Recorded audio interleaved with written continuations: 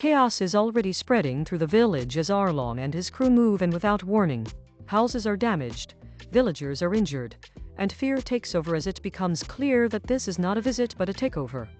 People try to run or hide, but Arlong stands in the open, watching calmly, confident that no one can stop him. This is the moment the crew has been dreading. Arlong is not just another pirate passing through. He is here to remind the village who controls their lives. His men move from place to place, collecting money and threatening anyone who hesitates. The villagers do not fight back because they know what happens when they do. This has happened before, and the scars are still fresh. Luffy, Zoro, Usopp, and Sanji see everything as outsiders. They can tell immediately that something is wrong.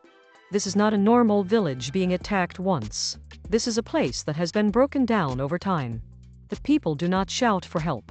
They lower their heads and endure it. That silence bothers Luffy more than the violence.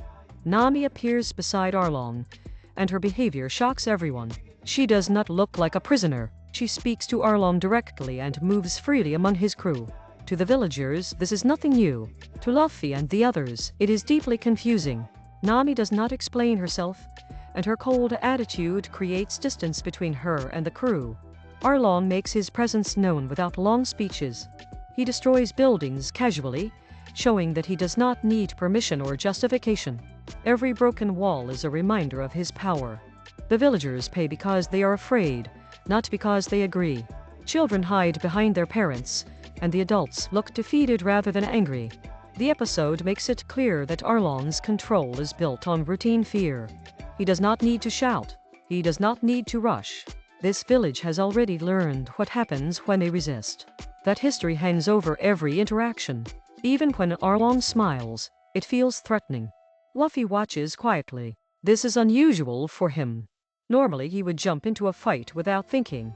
Here, he holds back. He senses that attacking immediately would make things worse for the villagers. He wants to understand what kind of situation this is, and what Nami's role really is. His restraint shows that he knows this problem is deeper than a simple battle. Nami's actions continue to raise questions. She speaks with Arlong as if they have a long history. She does not defend the villagers, but she also does not fully embrace Arlong's cruelty. Her silence frustrates the crew and leaves them unsure whether they can trust her at all. Sanji and Usopp struggle to understand how she could stand by while innocent people suffer. As Arlong finishes collecting what he came for, he leaves the village in fear once again. Nothing is resolved. If anything, the tension is worse than before. The villagers are left to clean up the damage, knowing this will happen again. Luffy's crew is left with more questions than answers, especially about Nami. The episode ends with a heavy feeling. The village remains trapped under Arlong's control. Nami's true intentions are still unclear. Luffy is clearly reaching his limit, and it feels like his patience will not last much longer.